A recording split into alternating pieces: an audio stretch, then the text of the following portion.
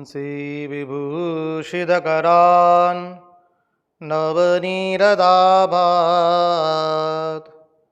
पीताम्बरात् अरुणबिम्बफलादरोष्ठात् पूर्णेन्दुसुन्दरमुखात् अरविन्दनेत्रात् कृष्णात् परं किमपि तत्त्वम् अहं न जाने। कृष्णात् परं किमपि तत्त्वम् अहं न जाने। स्वस्ति श्रीगणेशाय नमः। श्रीसरस्वत्यै नमः। श्रीगुरुभ्यो नमः। वक्रतुण्डमहाकाय सूर्यकोटिसमप्रभ निर्विघ्नं कुरु मे देव सर्वकार्येषु सर्वदा। नारायणं नमस्कृत्य नरं चैव नरोत्तमं देवीं सरस्वतीं व्यास ततो जयमुदीरयेत्। नमस्ते शारदे देवी सरस्वती मदीप्रदे वसत्वं मम जीवहाग्रे सर्वविद्याप्रदा भव।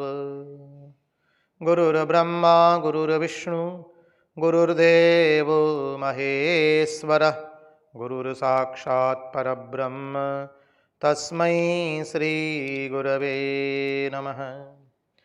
ॐ नमः परमहंसास्वादित चरणकमलचिन्मकरन्दाय भक्तजनमानसनिवासाय श्रीरामचन्द्राय विश्वसर्गविसर्गादि नवलक्षणलक्षितं श्रीकृष्णाख्यं परं धाम जगद्धाम नमामदद। ॐ स्थापकाय च धर्मस्य सर्वधर्मस्वरूपिणे अवतारवरिष्ठाय रामकृष्णाय ते नमः। मुगं करोति वाचालं पङ्गुं लङ्घयते गिरिं यत्कृपात्वमहं वन्दे परमानन्दमाधवम्। कृष्णकनैयालाल की जय, भक्तवत्सल भगवान की जय, वृंदावन बिहारी लाल की जय, भगवान श्री राम कृष्ण देव की जय, भागवत भगवान की जय, भागवत भक्त भगवान की जय। ओम नमो भगवते वासुदेवाय। नारायण नारायण नारायण नारायण। सर्वप्रथम हम पूज्यपाद स्वामी आदि भवानंद जी महाराज जी के चरणों में सश्रद्धेय प्रणाम निवेदित करते हैं। तत्पश्चात रामकृष्ण आश्रम राजकोट के अध्यक्ष पूज्यपाद स्वामी निखिलेश्वरानंद जी महाराज जी के चरणों में सश्रद्धेय प्रणाम निवेदित करते हैं। उपस्थित पूज्यपाद प्रभु सेवानंद जी महाराज एवं अन्यान्य सभी सन्यासी महात्माओं एवं विरक्तों के चरणों में सश्रद्धेय प्रणाम निवेदित करते हैं। और इस दृश्य श्राव्य माध्यम से जो कोई भी इस भागवत रसामृत का रसपान कर रहा है, उन सब के हृदय में निवासित उस अनंत अखंड अविनाशी परब्रह्म परमात्मा को मुहुर मुहुर वंदन करके आइए हम भागवत रसामृत के रस सागर में अवगाहन करें।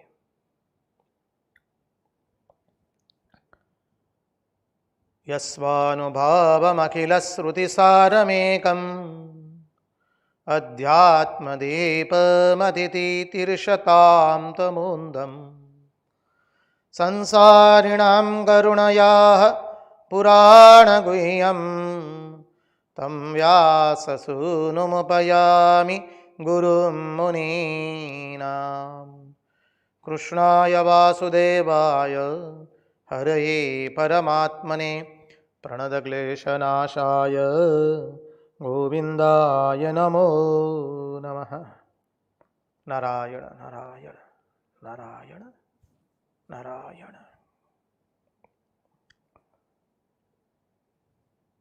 आज हमारे श्रीमद् भागवत सत्संग का, श्रीमद् भागवत ज्ञान सत्र का आज 200वां दिन है।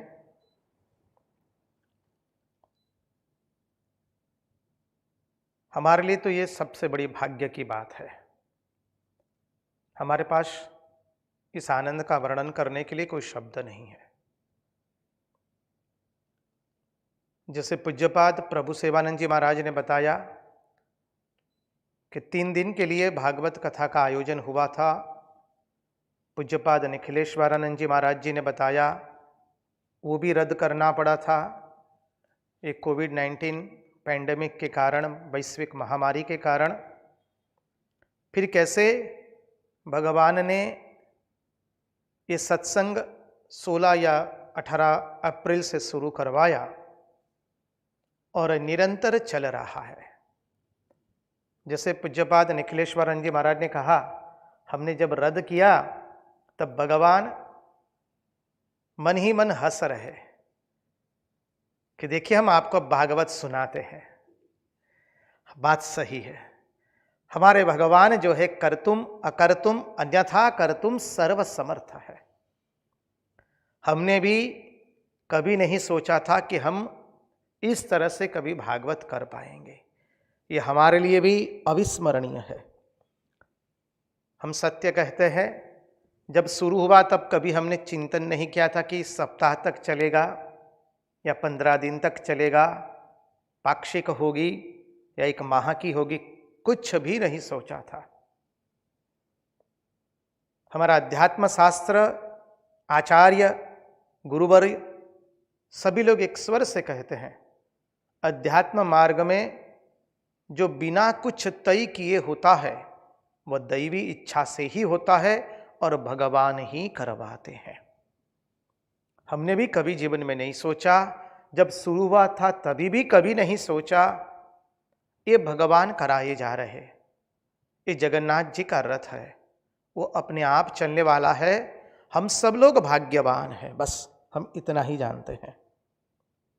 और देखिए महात्माओं की जो महानता है, हम तो आपको बताए हैं। हम तो जब रामकृष्ण मठ मिशन के अंदर में आए स्वयं सेवक के रूप में, तो पूज्यपाद निखिलेश्वरानंद जी महाराज के पास ही आए थे। उन्होंने ही प्रेरणा दी, उन्हीं के आशीर्वाद उत्साह के कारण आज हम रामकृष्ण मठ एवं मिशन के अंदर में रामकृष्ण संघ में सम्मिलित हुए। हमें एक स्थान मिला, भगवान की अनंत कृपा भी हमारे ऊपर, पूज्यपाद निखिलेश्वरानंद जी महाराज जी के आशीर्वाद रहे। और वो स्वयं देखिए उनकी महानता, वो कहते हैं भाई हमारा कुछ नहीं है, हम तो केवल निमित्त बने हैं। ये उनकी महानता है। हम उनके चरणों में वंदन करते हैं। उन्होंने हमको उत्साह दिया, प्रेरणा दी, सदैव उत्साह देते हैं, 1-2 दिन नहीं, सदैव आप सब लोगों के अभिप्राय आते हैं तो हमें उत्साहित करते हैं। और जैसे पिताजी छोटे बालक को उत्साह देते हैं क्योंकि छोटे बालक आगे मार्ग में प्रगति करे, उसी तरह से निखिलेश्वरानंद जी महाराज, पूज्यपाद प्रभु सेवानंद जी महाराज, पूज्यपाद आदि भवानंद जी महाराज, सब सन्यासी महात्मा ब्रह्मचारी लोग, सब भक्त लोग, आप सब लोग हमें उत्साह देते रहते हैं ताकि हम भगवान का श्रवण मनन एवं चिंतन कर सके। ये जो पूज्यपाद निखिलेश्वरानंद जी महाराज ने कहा कि ये संभव आप लोगों की वजह से ही हुआ है, ये पूर्ण सत्य है। आप लोग श्रोता है, हम आप लोग सबको वंदन करते हैं। सन्यासी महात्माओं, विरक्तों को एवं सभी भक्तों के चरणों में हम हमारे सश्रद्धेय प्रणाम निवेदित करते हैं। श्रोता के हृदय में भगवान बैठे हैं। श्रोता के हृदय में बैठे हुए भगवान जो सुनना चाहते हैं, वही बात भगवान जो वक्ता के हृदय में बैठे हैं वह बोलते हैं। श्रोता के हृदय में बैठे हुए भगवान जो सुनना चाहते हैं, वही बात वक्ता के हृदय में बैठे हुए भगवान बोलते हैं। और आप सब लोग निरंतर इतने कार्य में व्यस्तता होने के पश्चात भी, आप लोगों की व्यस्तता अधिक है, आप सब लोग संसार में अनेक कार्य है, सब कार्य छोड़ करके श्रीमद् भागवत का नित्य श्रवण करते हैं, वो हमें उत्साह देता है। हम पुनः एक बार कह दे, 200 दिन वो कोई हमारा लक्ष्य नहीं है। हमारा लक्ष्य तो हम सब आपको प्रार्थना करते हुए कहते हैं, आप सबके चरणों में वंदन करके कहते हैं, हम जिंदगी के अंतिम श्वास तक भागवत कथा करते रहे। आप सब लोग ऐसा आशीर्वाद हमको दीजिए, और जो कुछ भी हम चिंतन कर रहे हैं उसको हम हमारे जीवन में उसका पालन करें। ये बात केवल मुख तक न रह जाए, हमारे जीवन में परिणत हो।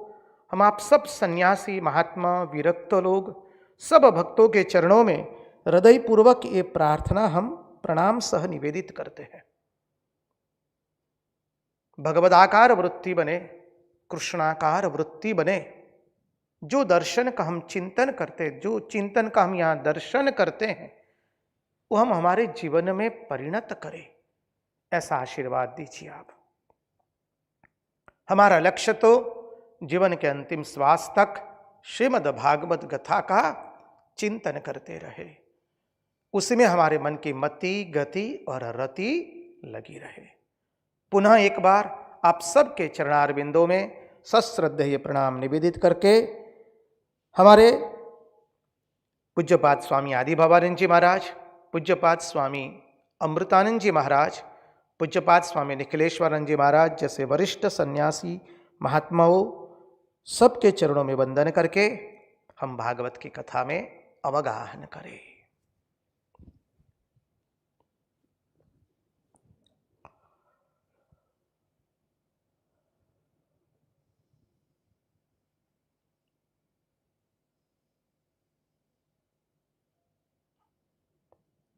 सच्चिदानंदरूपाय विश्वोत्पत्त्यादिहेतवे तापत्रय विनाशाय श्रीकृष्णाय वयं नुमः।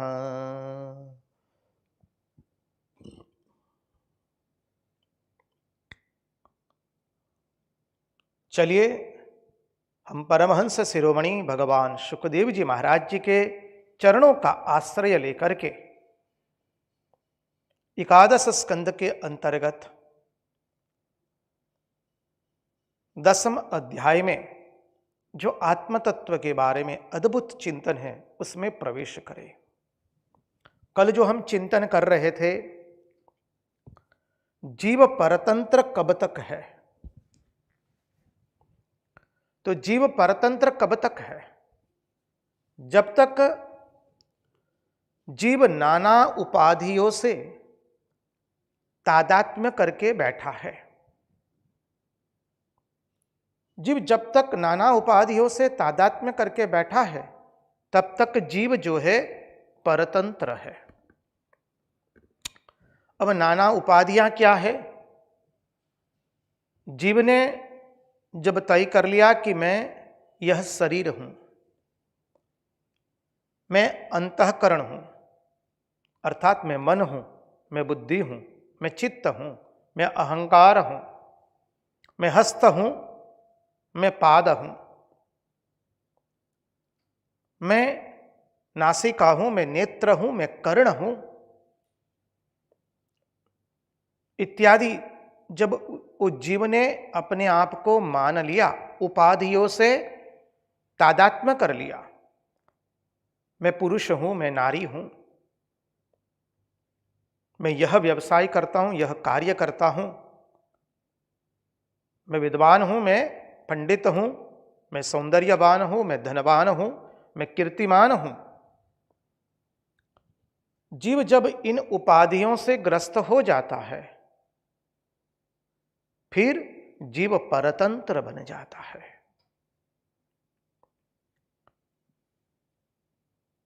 जीव परतंत्र तभी तक है, पराधीन तब तक है जब तक वो इन उपाधियों से तादात्म्य करके बैठा है।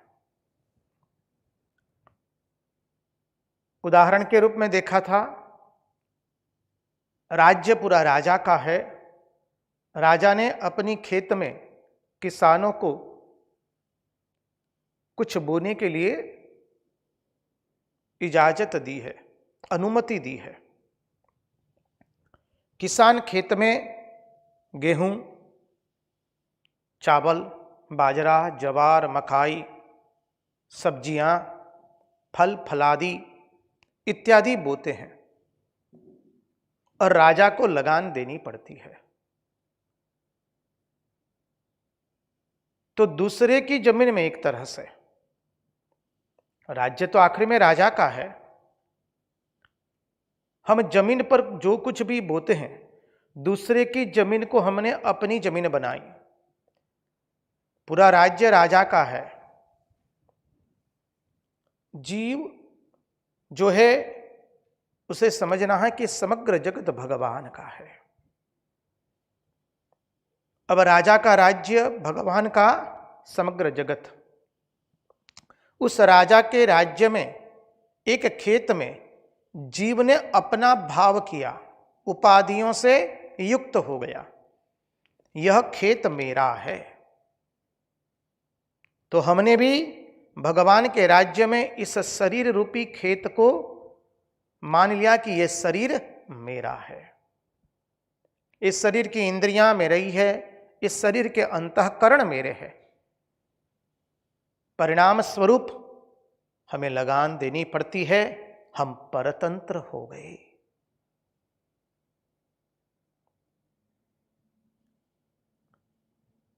श्री रामकृष्ण देव कहते हैं, रामकृष्ण कथामृत में बहुत सुंदर दृष्टांत देते हुए कहते हैं, देखो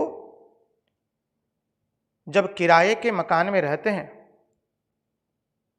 कहते हैं ना हम डेरा लेके रहते हैं स्वामी जी, किराया का मकान में जब रहते हैं हम किराए के मकान में, तो किराया देना पड़ता है। ये शरीर भगवान के राज्य में है। इस शरीर का हम जीवात्मा होकर के भोग कर रहे हैं, मानी जीवात्मा बन करके इस शरीर में रह रहे हैं। जीवात्मा ने इस शरीर से संयुक्त हो गया, शरीर की इंद्रियों के साथ तादात्म्य कर लिया, शरीर के अंतःकरण के साथ तादात्म्य कर लिया, तो फिर किराया चुकाना ही पड़ेगा। और किराया चुकाते हैं आधि व्याधि और उपाधि से। श्री रामकृष्ण देव कहते हैं शरीर में जो रोग आते हैं, शरीर की जो व्याधि है, वो किराया तो चुकाना ही पड़ेगा। तो मूल बात पर आ जाए, जीव परतंत्र कब तक है? जब तक यह जीव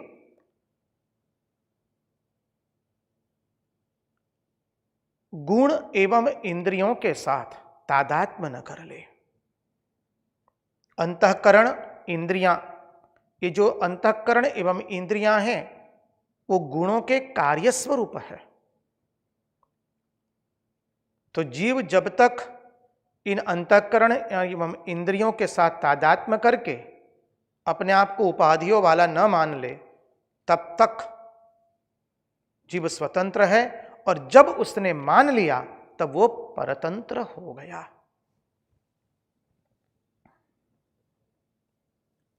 अब द्वितीय प्रश्न आगे का, मनुष्य में प्रजापन कब तक है? बोले जब तक वह किसी की धरती में, किसी के राज्य में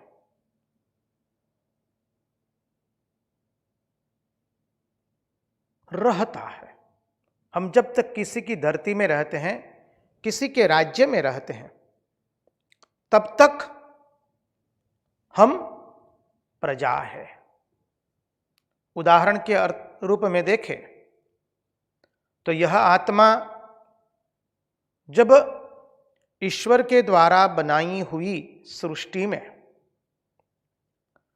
किसी चीज को मैं और मेरा मान बैठता है, ईश्वर के द्वारा निर्मित इस सृष्टि में किसी चीज को इस जीवात्मा ने मैं और मेरा कर लिया, बस जीवात्मा प्रजा बन गया। ये सृष्टि ईश्वर की बनाई हुई है।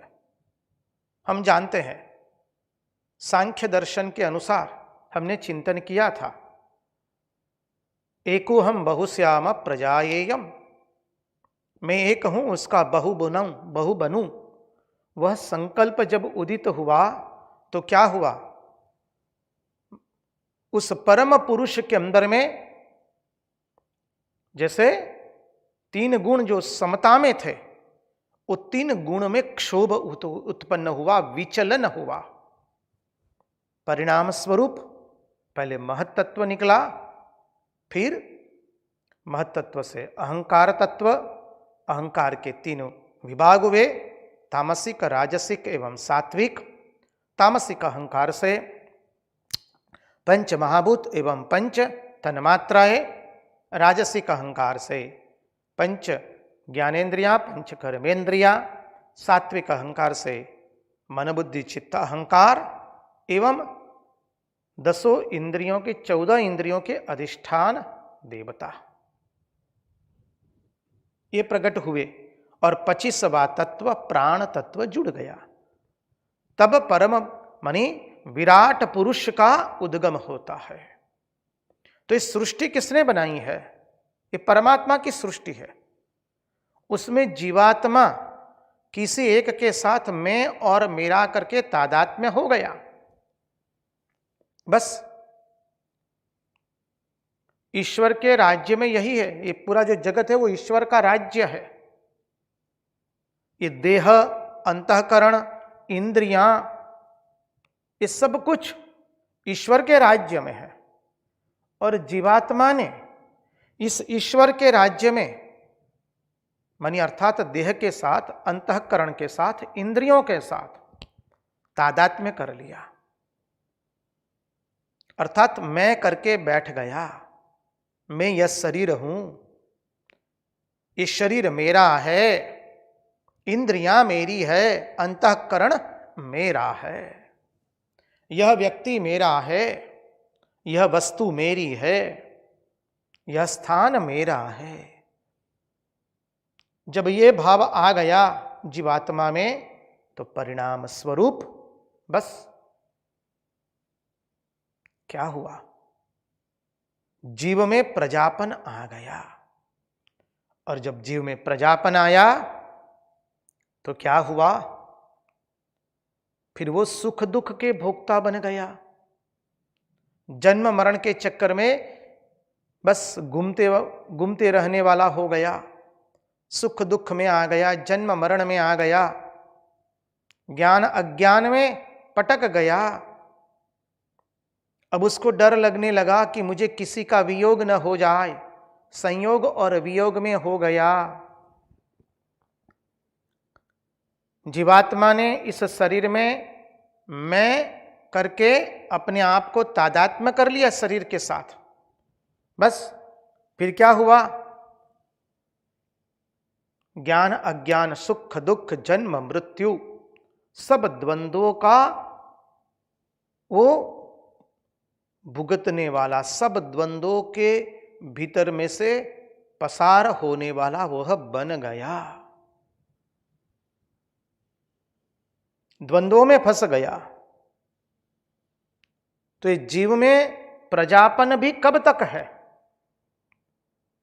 जब जीवात्मा ईश्वर की बनाई हुई सृष्टि अर्थात यह देह, अंतःकरण, इंद्रियां और इस जगत में मैं और मेरापन का बोध कर ले, बस फिर जीव में प्रजापन आ गया।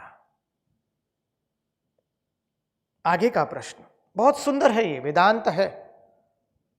हमने इसका विस्तृत चिंतन किया पिछले श्लोकों में।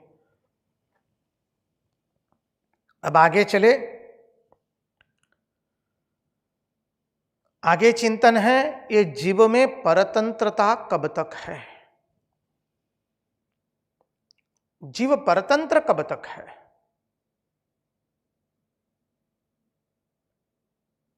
जब तक ये गुणों के कार्य स्वरूप, गुणों के कार्य क्या है, गुण क्या है? गुण है सत्व रज तम, ये तीन गुण, उनके कार्य स्वरूप, उनके कार्य क्या है? यही अंतःकरण और ये इंद्रियां। तो गुणों के कार्य स्वरूप मैं, उसमें गुणों के कार्य स्वरूप अहंकार आदि के अंदर में, जो अभी अभी हमने देखा, अंतःकरण में मन बुद्धि चित्त एवं अहंकार, ये अंतःकरण। तो गुणों के कार्य स्वरूप में, अर्थात गुणों के कार्य स्वरूप अहंकार आदि में मैं करके बैठ गया। मैं मन हूं, मैं बुद्धि हूं, मैं चित्त हूं, मैं अहंकार हूं, मैं नेत्र हूं, मैं कर्ण हूं, मैं नासिका हूं, मैं चर्म हूं, मैं जिह्वा हूं, मैं मुख हूं, मैं हस्त हूं, मैं पाद हूं, मैं गुदा हूं, मैं उपस्थ हूं।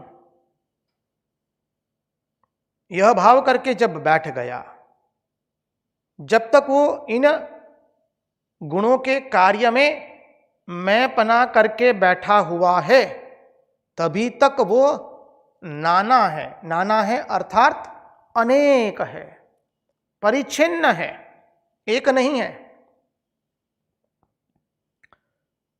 As long as he is thinking that I am body mind complex, so long he is in separateness.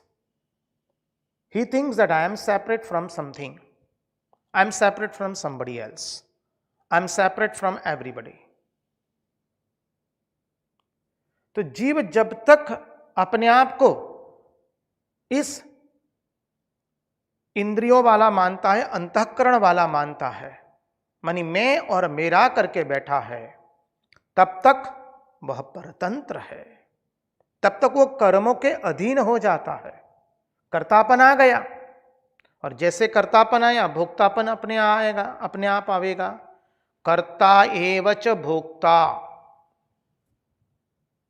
जो करता है वही भोक्ता बनता है। तभी तक ये जीव जो है वो कर्मों के पराधीन रहता है और ईश्वर के भी पराधीन रहता है, प्रकृति के भी पराधीन रहता है। इसलिए स्वामी विवेकानंद ने कहा ना, किन नाम रोदशी सखे त्वयि सर्वशक्तिन आमंत्रस्य भगवन भगदम हि स्वरूपम त्रैलोक्य में तद अखिलम तव पादमूले आत्मा एव हि प्रभवते न जड़ कदाचित। ओ मेरे मित्र, तुम रुदन क्यों करते हो? तुम्हारे भीतर में ही अनंत शक्ति है, उस अनंत शक्ति को जगाओ। तुम अनंत शक्तिशाली हो। त्रैलोक्य में तत् अखिलम तव पाद मूले, जब उस शक्ति को जगाओगे तो त्रैलोक्य जगत जो है, त्रिलोकी जगत, वो तुम्हारे कदमों में रहेगा। प्रकृति तुम्हारी दासी है, ना कि तुम प्रकृति के दासी हो। प्रकृति अर्थात दोनों, बाह्य एवं आंतर प्रकृति। तो जीव पराधीन कब तक है? जब तक ईश्वर के द्वारा बनाई हुई इस सृष्टि के अंदर में, अर्थात गुणों के कार्य स्वरूप अंतःकरण एवं इंद्रियों में एवं देह में वो मैं और मेरापन की भावना करके बैठ गया है, तब तक जीव पराधीन है, परतंत्र है। अब कहते हैं आगे के श्लोक में बहुत सुंदर चिंतन आता है।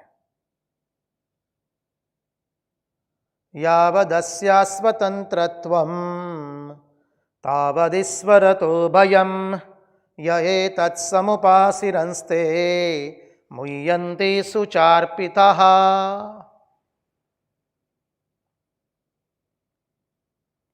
भगवान अब कहते हैं जब जीव शरीर में मैं और मेरा करके बैठ जाता है, तब तक जीव परतंत्र है। हमने शरीर को मैं मान लिया, शरीर को मेरा मान लिया, स्वजनों को, स्नेही जनों को, मित्रों को, जगत को, जगत के वस्तु को, जगत के स्थान को मेरा मान लिया। और जब तक वो परतंत्र है, तब तक वह ईश्वर से उसको डरना पड़ता है।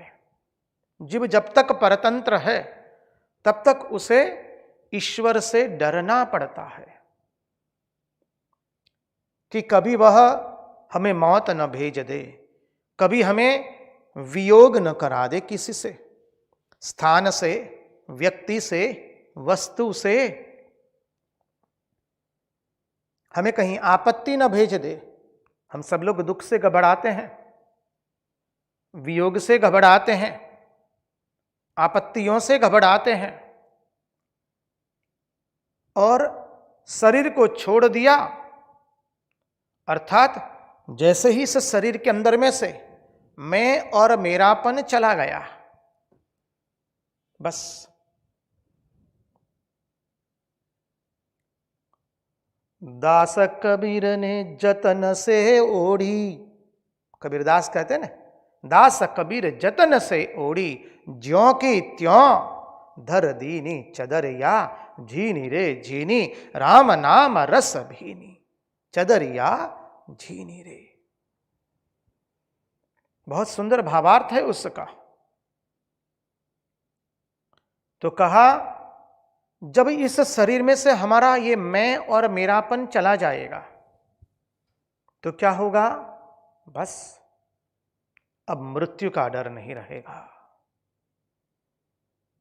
हमें मृत्यु का भय नहीं रहेगा। जगत में सबसे बड़ा भय यदि कोई है तो वह मृत्यु का ही है। हम सब लोग अभी तक मृत्यु को ग्रसित नहीं हुए हैं, लेकिन हमें मृत्यु का भय लगता है। हम सबको मृत्यु का भय सताता है। ये मृत्यु का भय कब चला जाएगा? जब इस शरीर में से मैं और मेरेपन की भावना चली जाएगी, तब मृत्यु का भय चला जाएगा। दिगंबर दत्त योगी सामड़ोना बीजूर आशा, जजो स्मरता तने श्वासा विनंदी हेज मारी छे। चिता बड़ बड़ बड़े जारे विलोकूं, ज्योति तुझ त्यारे विलोकूं, ज्योति तुझ त्यारे, डरू ना को दिन काढ़े विनंती हेज मारी छे।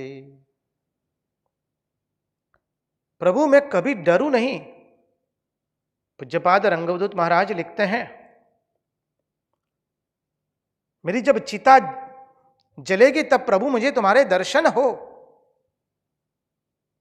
यही मैं चाहता हूं, यही मेरी पुनः पुनः आपके चरणों में विनती है। और मैं कभी एक क्षण के लिए भी भयभीत न हो। तो भयभीत हम कब होते हैं? जब इस शरीर को मैं और मेरा मानते हैं। जब इस शरीर में से मैं और मेरापन चला गया, बस फिर भय नहीं है। भय किसका? अब अभय हो गया। इसलिए भागवत ने कहा, भागवत के श्रवण का फल याद कीजिए। भागवत श्रवण की फलश्रुति प्रथम है निर्भयता प्रदान करता है, अभय देता है, हमको निसंशय बनाता है, और तृतीय सर्वत्याग करने का सामर्थ्य प्रकट होता है। तो पहला जो तत्व है निर्भयता। तो निर्भयता किससे निर्भय कराते हैं हमें भागवत भगवान? मृत्यु से। मृत्यु का कोई भय नहीं रहा। पूज्यपाद रंगदूत महाराज लिखते भी हैं भजन में, मरी तो गयू रे मृत्यु, मरी तो गयू, हाय हाय जमड़ा मृत्यु तो मरी गयू। अरे मेरा मृत्यु ही मर गया, अब मृत्यु है ही नहीं, मृत्यु रहा ही नहीं, मृत्यु का ही मृत्यु हो गई। यह अवस्था कब प्राप्त होती है? जब शरीर में से मैं और मेरापन चला गया। और जब तक शरीर में मैं और मेरापन है तब तक हमें भय रहता है हम किसी से अलग न हो जाए, हमें किसी का वियोग न हो जाए, चाहे वो व्यक्ति हो, वस्तु हो या स्थान हो। तो बोले जिसको मरने का डर नहीं उसको संसार में दूसरा कोई भय नहीं है। जिसको अंतःकरण की उपाधि बाधित हो गई, अंतःकरण की उपाधि, अंतःकरण क्या है? मन बुद्धि चित्त एवं अहंकार। ये अंतःकरण की उपाधि जिसमें बाधित हो गई मानी निकल गई, मैं मन नहीं हूं, अब बाधित हो गई मानी नष्ट हो गई। तो मैं मन नहीं हूं, बुद्धि नहीं हूं, चित्त नहीं हूं, अहंकार नहीं हूं, इंद्रियां नहीं हूं।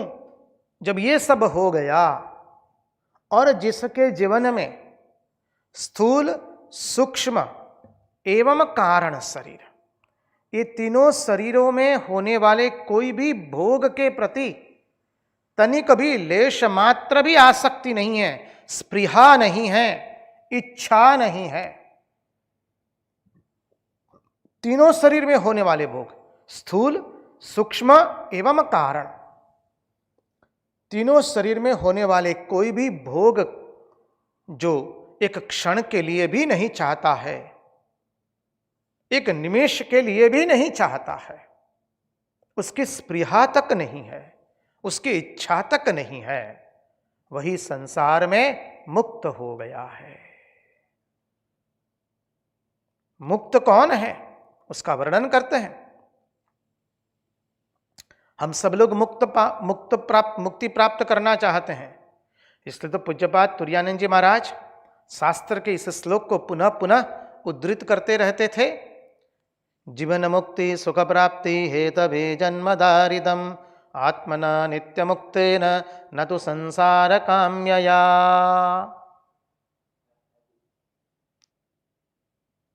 संसार की ही हम उपासना करेंगे यदि यह भाव हमारे मन में है।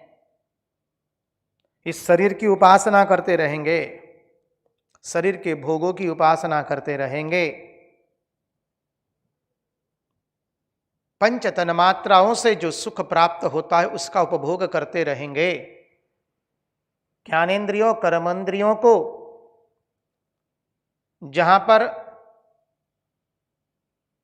आराम मिलता है उसका उपभोग करते रहेंगे, इस संसार का भोग करते रहेंगे। ऐसी दृष्टि जिसके अंदर में है उसको तो सदैव जीवन में भुगतना पड़ेगा। ये जो गुण वैषम्य की उपासना करेंगे, गुण वैषम्य सत्व रजतम, ये गुण उसके वैषम्य अर्थात उसकी भिन्नता, उसकी उपासना करेंगे। मानी जब तक हम सत्व में हैं या रज में हैं या तमोगुण में हैं, अर्थात जब तक हमारे मन में यह रहेगा कि हमको यह प्राप्त हो जाए, कोई पद प्राप्त हो जाए, प्रतिष्ठा प्राप्त हो जाए, ख्याति विख्याति प्राप्त हो जाए, संपत्ति प्राप्त हो जाए, हमारी नामना हो जाए, कीर्ति हो जाए, मानी हमको भोग मिलते रहें और कर्म मिलते रहे, भोग भी मिलते रहे और कर्म भी मिलते रहे, हम सतत कर्म करते रहेंगे। बोले पूर्व मीमांसकों का यह एक मत है, हम कर्म करते रहेंगे और हमको भोग मिलते रहेंगे। बोले वो लोग भी ईश्वर को अर्पित नहीं होंगे।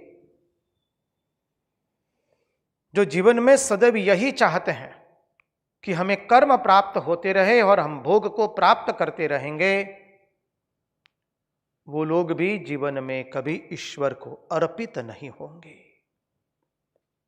वो लोग किसको अर्पित हो जाएंगे? शोक को अर्पित हो जाएंगे। शोक आवेगा, दुख आवेगा। शोक के प्रति जब अर्पित हो जाएंगे तब क्या होगा? हम मोह के प्रति आसक्त हो जाएंगे, हमारे में मोह की प्राप्ति होगी। मोह कब आता है? जब हम शोक को अर्पित हो जाते हैं। कहते ने, ना ना ना बाबा, स्वामी जी हम नहीं चाहते कि कभी ये व्यक्ति हमें छोड़ करके जाए। हम नहीं चाहते कि ये वस्तु कभी हमसे अलग हो जाए। हम ये नहीं चाहते कि ये स्थान हमसे अलग हो जाए। तो जब ये भावना आई तो शोक में आ गए। शोक में आए तो हमारे में मोह प्रकट हो गया। यह संसार केवल अनित्य है। भगवान तो कहते केवल अनित्य नहीं है, असत्य भी है। अर्थात अनित्य भी है एवं असत्य भी है, मिथ्या भी है। असत्य अर्थात मिथ्या भी है। अनित्य कैसे है? देखिए, ये संसार सतत बदल रहा है। पूर्व में ये राजकोट नगर 50 वर्ष पूर्व ऐसा नहीं था, 100 वर्ष पूर्व ऐसा नहीं था, 150 वर्ष पूर्व ऐसा नहीं था। पूर्व में यह राष्ट्र ऐसा नहीं था जैसा आज है। 1947 से पहले तो एक भारतवर्ष एक अलग था, उसकी भौगोलिक परिस्थितियां अलग थी। 1920 में अलग था, 1873 में अलग था, 1850 में अलग था।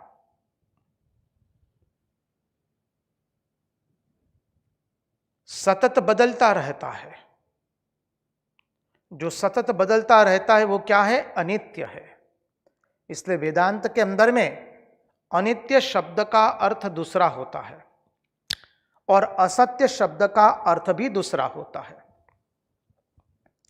वेदांत कहता है कि यह संसार कैसा है? अनित्य है एवं असत्य है। अनित्य अर्थात सतत परिवर्तनशील हो रहा है, और असत्य है अर्थात मिथ्या है। अनित्य है, सतत परिवर्तनशील हो रहा है। 50 वर्ष पूर्व हमारा राजकोट आश्रम ऐसा नहीं था। आज ही पूज्यपाद निखिलेश्वरन जी महाराज जी ने बताया कि 1927 के अंदर में रामकृष्ण आश्रम राजकोट की स्थापना हुई। 7 वर्ष पश्चात इसकी शताब्दी मनाई जाएगी। तो 100 वर्ष पूर्व मानी अब ले ले तो 93 वर्ष पूर्व रामकृष्ण आश्रम राजकोट ऐसा नहीं था। अभी कुछ दूसरा है। 20 वर्ष के पश्चात कुछ अलग हो जाएगा। ये अनित्य हुआ, जो सतत परिवर्तनशील है। असत्य है अर्थात मिथ्या है। असत्य की परिभाषा क्या? मिथ्या की जो परिभाषा हमने देखी है, अपने अधिष्ठान में अधिष्ठान से जुदा न होवे। अपने अधिष्ठान में अधिष्ठान से जुदा न होवे, वो है असत्य। मिथ्यात्व की परिभाषा आप अपने स्मृति पटल पर याद कीजिए।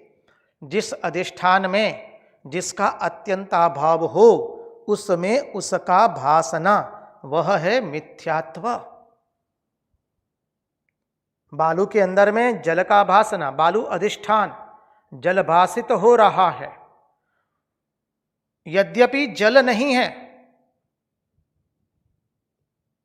जल है नहीं वहां पर। यद्यपि नहीं होते हुए भी भासित हो रहा है। जिस अधिष्ठान में जिसका अत्यंताभाव हो, उसमें उसका भासना। स्वभावाधिकरणे भासमानत्वम मिथ्यात्वम, यह है असत्य की परिभाषा, मिथ्यात्व की परिभाषा। तो कहते हैं अपने अधिष्ठान में अधिष्ठान से भिन्न न होवे, जुदा न होवे, अलग न होवे, वह है असत्य। उदाहरण के रूप में देखा, रज्जु में जैसे सर्प असत्य है। सर्प कहां भाषित हो रहा है? रज्जु में। रज्जु नहीं होती तो सर्प भाषित होने वाला नहीं था। रज्जु अधिष्ठान हो गई, तो जिस अधिष्ठान में जिसका अत्यंताभाव हो, अत्यंताभाव अर्थात अत्यंत जोड़ अभाव बराबर अत्यंताभाव। तो जिस अधिष्ठान में, रज्जु रूप अधिष्ठान में सर्प का अत्यंता अभाव है, किंतु वही अधिष्ठान रूप रज्जु में वो सर्प भासित होता है। जिस अधिष्ठान में जिसका अत्यंताभाव हो, उसमें उसका भासना, वो क्या है? मिथ्यात्व।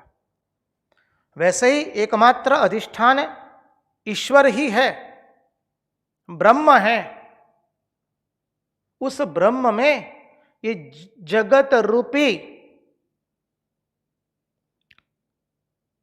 ये जो दिख रहा है जगत जो है, उसमें भासित हो रहा है ब्रह्म में, अधिष्ठान ब्रह्म में इस जगत का भासित होना।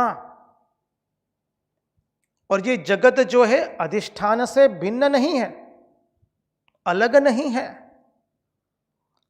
जिस अधिष्ठान में जिसका अत्यंताभाव हो, उसमें उसका भासना मिथ्यात्व है। उदाहरण दूसरा ले तो आकाश में उसकी जो नीलिमा दिखती है, आकाश अधिष्ठान है, नीलिमा दिख रही है, नीलिमा सत्य नहीं है, भासित हो रही है।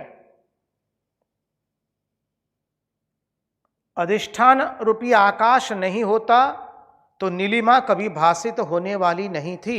लेकिन जो नीलिमा भी भासित हो रही है, वो अधिष्ठान रूपी आकाश के कारण ही भासित हो रही है। इस सिद्धांत को हमें याद रखना है। यही हो गई मिथ्यात्व की परिभाषा। असत्य अपने अधिष्ठान में, अधिष्ठान से भिन्न न होना, भिन्न न होवे, उसका नाम है असत्य। उदाहरण के रूप में देखें तो रज्जु एवं सर्प, रज्जु में सर्प का भासना, रज्जु में जो सर्प है वो असत्य है, आकाश में जो नीलिमा है वो असत्य है।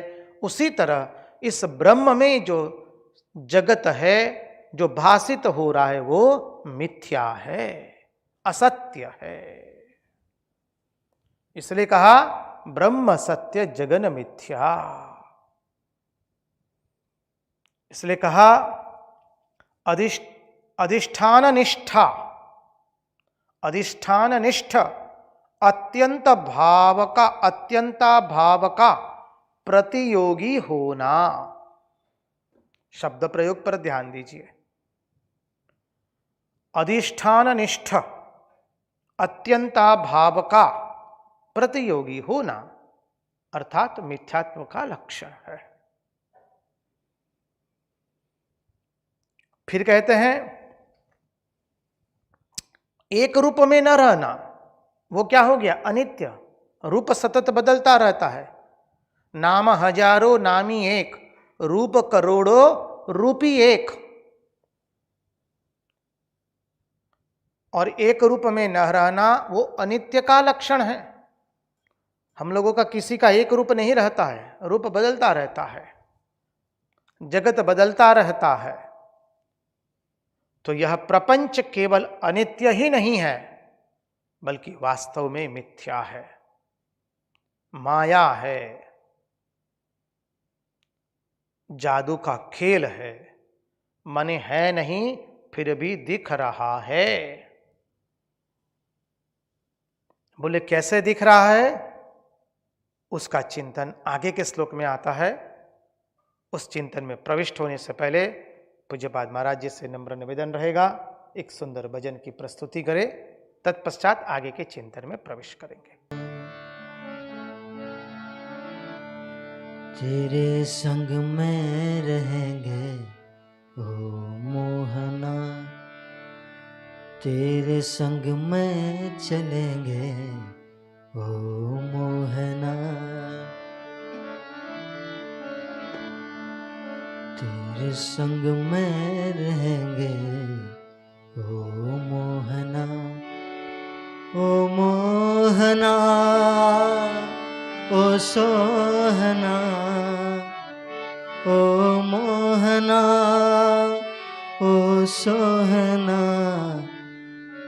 तेरे संग में चलेंगे ओ मोहना, तेरे संग में रहेंगे ओ मोहना।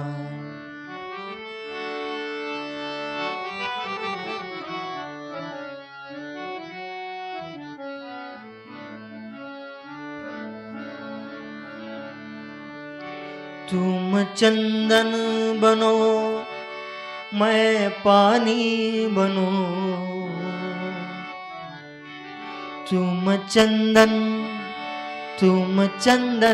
बनो मैं पानी बनूं, मस्तक पर मिलेंगे ओ मोहना, मस्तक पर मिलेंगे ओ मोहना, ओ मोहना, ओ सोहना, ओ मोहना, ओ सोहना, तेरे संग में चलेंगे ओ मोहना, तेरे संग में रहेंगे ओ मोहना।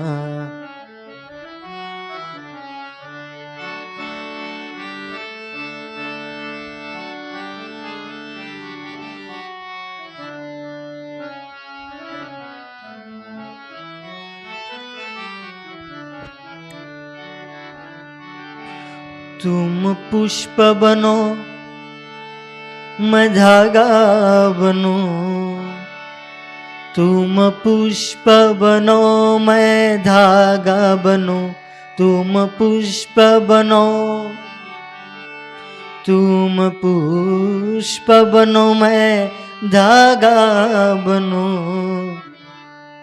माला में मिलेंगे ओ मोहना, माला में मिलेंगे ओ मोहना, ओ मोहना, ओ सोहना,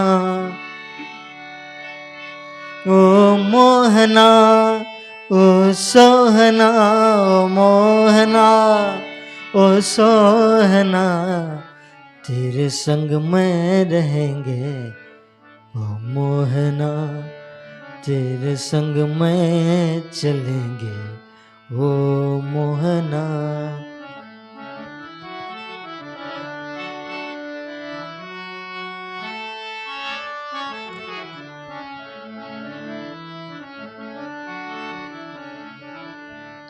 तुम बंसी बनो, तुम बंसी बनो मैं तान बनूं, तुम बंसी बनो मैं तान बनूं, तुम बंसी,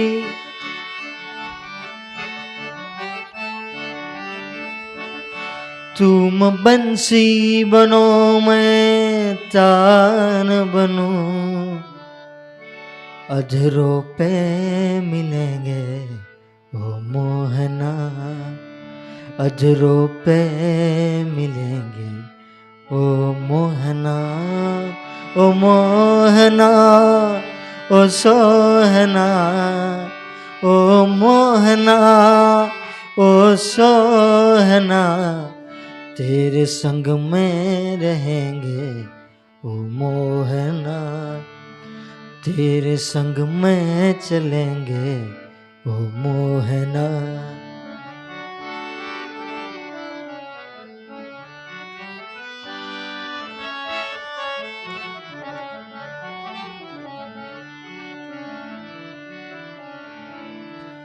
तुम वक्ता बनो मैं श्रोता बनूं, तुम वक्ता बनो, तुम वक्ता बनो मैं श्रोता बनूं, तुम वक्ता बनो मैं श्रोता बनूं, तुम वक्ता बनो मैं श्रोता बनूं, तुम वक्ता बनो मैं श्रोता बनूं, तुम वक्ता बनो, तुम वक्ता बनो मैं श्रोता बनूं, मैं श्रोता बनूं, मैं श्रोता बनूं, मैं श्रोता बनूं, तुम वक्ता बनो मैं श्रोता बनूं, भागवत में मिलेंगे ओ मोहना, भागवत में मिलेंगे ओ मोहना, ओ मोहना, ओ सोहना, ओ मोहना, ओ सोहना, ओ मोहना, ओ सोहना, ओ मोहना, ओ सोहना, तेरे संग में रहेंगे ओ मोहना, तेरे संग में चलेंगे ओ मोहना, ओ मोहना, ओ मोहना, ओ मोहना। कृष्ण कन्हैया लाल की जय।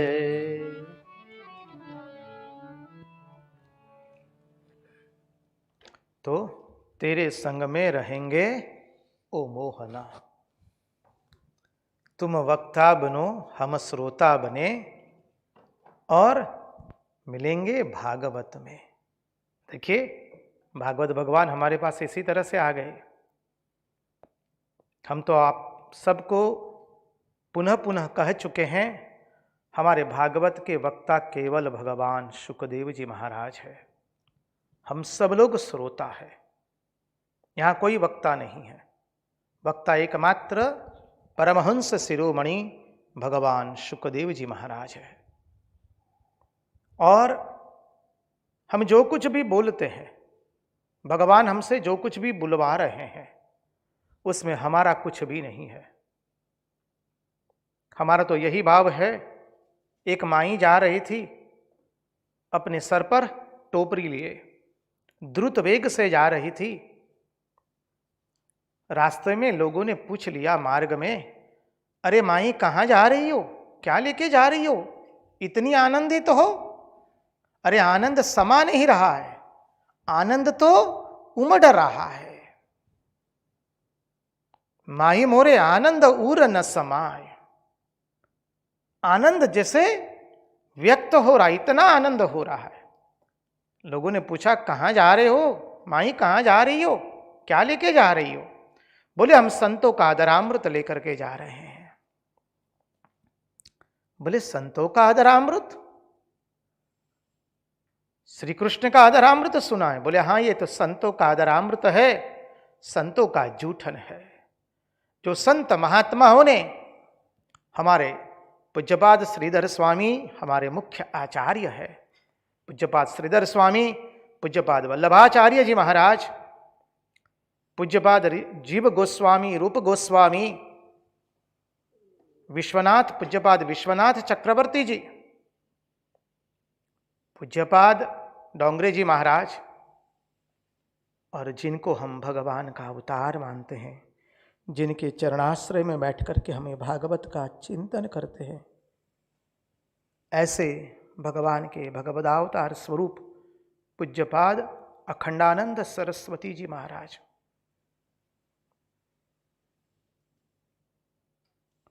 उन्हीं की वाणी हम बोलेंगे। हमारी अपनी वाणी कभी नहीं रहेगी। इस वाणी में कोई गलती है, कुछ त्रुटि है तो वो हमारी होगी, हमें क्षमा कीजिए। उन महान आचार्यों, विद्वतजनों, संतों, महात्माओं, विद्वानों की कोई त्रुटि नहीं है। हम जो कुछ भी भागवत का चिंतन करते हैं, दर्शन करते हैं, वो केवल महात्माओं का अधरामृत ही पी रहे हैं और हम सारा जीवन वही पीते रहेंगे, महात्माओं का अधरामृत ही पीते रहेंगे।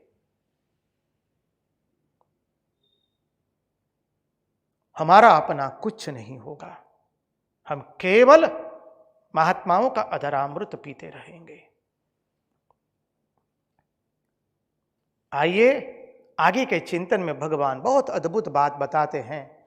काल आत्मागमो लोक स्वभावो धर्म एव च इति मां बहुधा प्राहुर गुण व्यतिकरे सति। कितना सुंदर कहा। काल आत्मा आगम लोक स्वभाव धर्म एव च। भगवान के सब नाम लोग पुकारते हैं। काल है, आत्मा है, आगम है, लोक है, स्वभाव है, धर्म है इत्यादि। क्यों करते हैं? कहते हैं गुण व्यतिकरे। भगवान कितना सुंदर कहते हैं। भगवान पूर्ण पुरुषोत्तम भगवान श्री कृष्ण चंद्र कहते हैं कि मैं तो हूं एक ही, मेरे सिवा दूसरी कोई चीज है ही नहीं, उनके सिवा कोई दूसरी चीज हो ही नहीं सकती। ब्रह्म सत्य जगन मिथ्या सर्वम वासुदेवम मय जगत। सर्व वासुदेव मय जगत। उस ईश्वर के अतिरिक्त तो और कुछ नहीं है। चाहे ब्रह्म सत्य जगन मिथ्या ले लीजिए या सर्वम वासुदेवमयम, वो सिद्धांत ले लीजिए। हर देश में तू, हर वेश में तू, तेरे नाम अनेक बस तू एक ही है।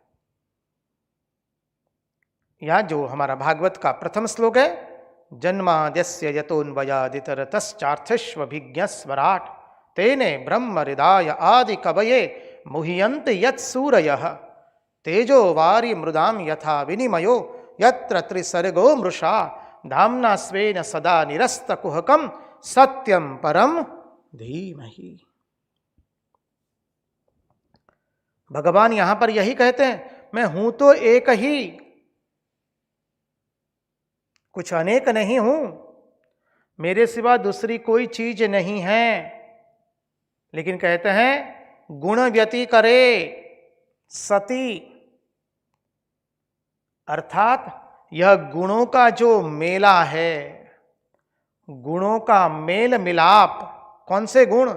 सत्वगुण, रजोगुण एवं तमोगुण का जो मिलाप है, उसके कारण जो गुणों का कूड़ा प्रकट हो गया।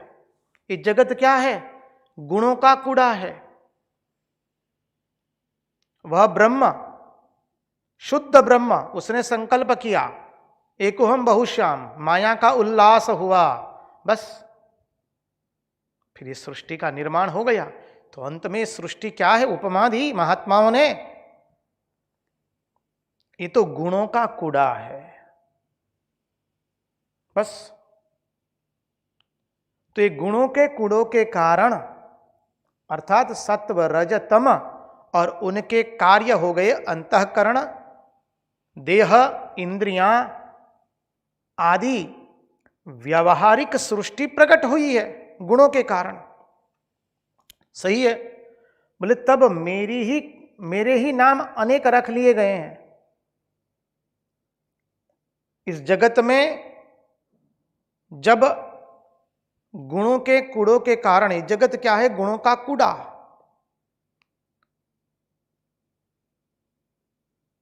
गुणों के कारण मेरे नाम भी अनेक रख दिए गए, लेकिन मैं अनेक नहीं हूं, मैं एक ही हूं।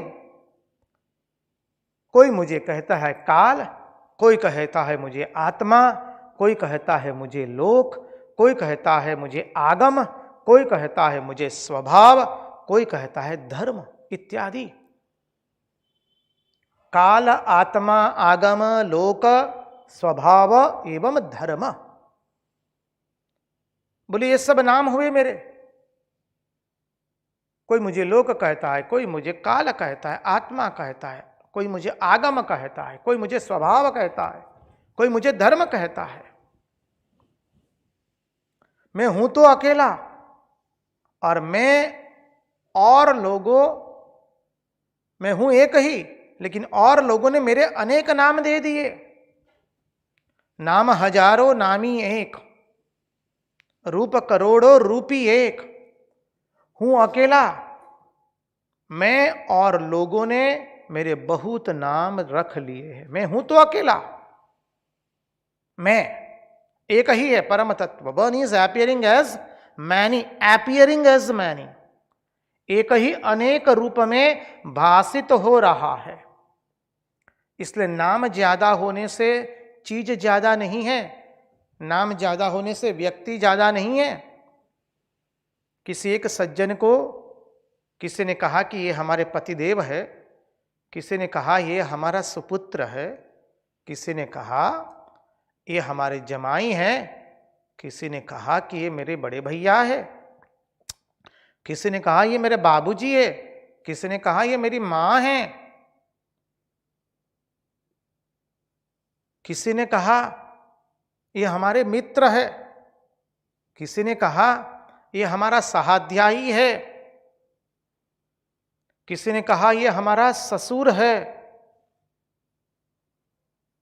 गिन लीजिए कितने कितने लोग उनको भिन्न भिन्न नाम से पुकार रहे हैं संबंध से।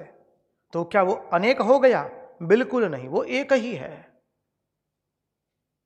कोई उनको बोले हमारे कार्यालय के साहब है, बड़े साहब है,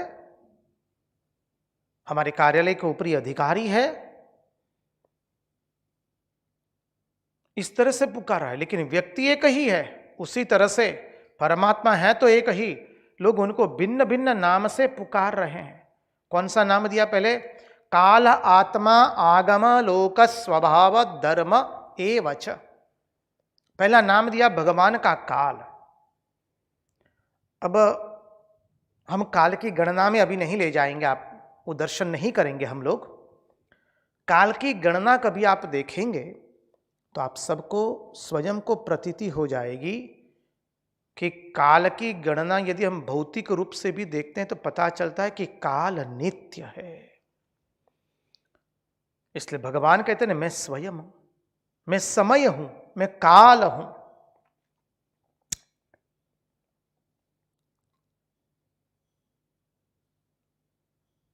ये जो चतुर्युगी है, चतुर्युगी अर्थात सत्ययुग, त्रेतायुग, द्वापर युग एवं कलियुग।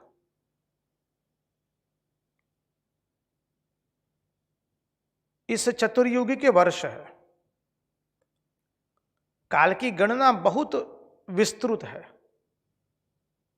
उसके अंदर में अभी हम नहीं जाएंगे। केवल आप चिंतन कीजिए काल कितना अनंत है। कितनी बार सत्ययुग आ गया, कितनी बार त्रेता आया, कितनी बार द्वापर आया, कितनी बार कलयुग आ गया। स्वामी विवेकानंद ज्ञान योग में समझाते हैं, मान लो ये बहुत बड़ी एक चेन है, समग्र ब्रह्मांड को आवृत कर ले ऐसी, और उस चेन के भिन्न भिन्न स्थानों पर आपने भिन्न भिन्न अंक अंकित कर दिए हैं और इस चेन को घुमा रहे हैं आप। तो कभी न कभी कोई एक काल समय में वो नंबर फिर पुनः पुनः आवेगा ही आवेगा। हो सकता है कुछ हजार साल या कुछ लाख वर्ष उपरांत आए, लेकिन आएगा। काल की गणना श्रीमद् भागवत में भी आती है, विष्णु पुराण में भी आती है। थोड़ी अटपटी है, हम बोलने जाएंगे तो आप उस अंकों से ग्रहण करना मुश्किल होता है। फिर भी कभी संभव हुआ तो देखेंगे, नहीं तो आगे हरी इच्छा। तो काल मानी जिससे क्रम की संवित होती है, क्रम की संवित। अपने यहां कहते हैं क्रम का संवित है भाई। अर्थात धीरे धीरे क्रम बढ़ता जाता है, 1 2 3 4 5 6 7 8 9 10, उस तरह से 10 20 30 40 50 100 1000 10,000 लाख 10 लाख, इस तरह से। तो काल अर्थात क्या, मानी जिससे क्रम की संवित होती है उसका नाम काल। फिर कहा आत्मा। बोले आत्मा किससे कहते हैं? बोले मानी जिसको हम मैं बोलते हैं। हम बहुत बार दर्शन कर चुके हैं इस सिद्धांत का। हम जब 3 वर्ष के भी नहीं थे, 2.5 वर्ष के थे, तब से बोलना शुरू कर दिए मैं। गुजराती में कहिए छे ना આપણે हूं, हिंदी में बोलते हैं मैं, तेलुगु में बोलते हैं नैनू, उड़िया में बोलते हैं मो, देखिए बंग भाषा में बोलते हैं आमी। इस तरह से तो ये जो मैं है, मानी जिसको हम मैं बोलते हैं वो आत्मा है। आप कहेंगे स्वामी जी मैं बोलते वो आत्मा कैसे हुआ? देखिए शरीर बदल रहा है लेकिन वो मैं नहीं बदल रहा है। 3 वर्ष के थे तभी हम मैं बोलते थे, आज 50 55 60 के हुए तब भी मैं बोल रहे हैं। कल 100 के हो जाएंगे तब भी मैं बोलेंगे, 120 के हो जाएंगे तब भी मैं बोलेंगे। शरीर बदल रहा है पर मैं बदलता नहीं है, वो अटल है, अचल है। और ये शरीर गति कर रहा है कैसे पता चला? जब कोई एक आधार अचल है, उस अचल आधार पर कोई एक वस्तु एक स्थान से दूसरे स्थान जा रही है, तब पता चला कि वो गति कर रही है। When one substratum is constant, upon that substratum something is going from one destination to another destination. We understand that yes, something is moving, गति हो रही है एक आधार पर। वो आधार कैसा है? अटल है, अचल है। उसके पर कुछ एक वस्तु एक गंतव्य स्थान से दूसरे स्थान जा रही है, तो पता चला कि गति हो रही है। उदाहरण के रूप में हमने देखा था, रेल की पटरी है, राजकोट से आप अहमदाबाद चले गए, विशाखापट्टनम चले गए रेल से, तो क्या कहेंगे कि विशाखापट्टनम आ गया। अरे विशाखापट्टनम न आया है न गया है, रेल जो है वो आ गई विशाखापट्टनम। पटरी जो है, पटरी स्थिर है, उस पटरी पर रेलगाड़ी चल रही है, इसलिए पता चला कि रेलगाड़ी गति कर रही है राजकोट नगर से विशाखापट्टनम तक। उसी तरह से इस शरीर सतत बदल रहा है, चूंकि उसके पीछे एक वह परम तत्व है, वो अटल है, अचल है, उसके कारण ये गति कर रहा है, पता चला। तो वो कौन है? बोले वो आत्मा है, अटल है, अचल है, अप्रमेय, अप्रमेय, नित्य है, अकर्ता है, अभोक्ता है, सर्वज्ञ है, सर्वत्र है, स्वतंत्र है। ये सब लक्षण है आत्मा के। तो इस मैं को ही आत्मा बोलते हैं। फिर आया आगम। आगम निगम वेद ब्रह्मा वखाणी। भजन है बंग भाषा में, बहुत सुंदर भजन है। देवी दुख हारिणी तारिणी महेश्वरी दय वासिनी जय जय जगवंदिनी माँ, जय जय जगवंदिनी माँ। आगम निगम वेद ब्रह्मा वखाणी। आगम शास्त्र, आगम शास्त्र है, आगम एवं निगम। आगम शास्त्र क्या है? माने जहां धर्म एवं अधर्म का, धर्मा धर्म का बोधक जो शास्त्र है उसे आगम शास्त्र कहते हैं। फिर लोक, लोक माने स्वर्ग नरक इत्यादि। आप सब लोग जानते हैं 7 ऊपर में लोग है, भू भुव स्व मह जन तप एवं सत्य, 7 लोक हो गए। 7 लोक नीचे के, अतल वितल सुतल तलातल महातल रसातल एवं पाताल, ये 7 लोक हो गए। नीचे के 7 लोक, ऊपर के 7 लोक।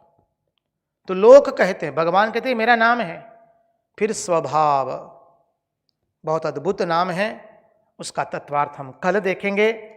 आज उन्हीं की वाणी, उन्हीं के चरणों में समर्पित करते हुए भगवान से प्रार्थना करते, प्रभु हमारे मन की मति गति और रति आपके चरणों में बनी रहे और हम निरंतर भागवत का श्रवण करते रहे। कलिकल्मषनाशिनी श्रीमद् भागवत के अंदर में हम डुबकी लगाते रहे।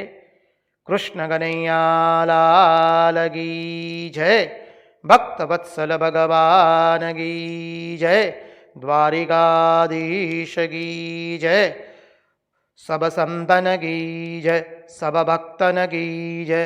ओम नमः पार्वती पतये हर हर महादेव हर।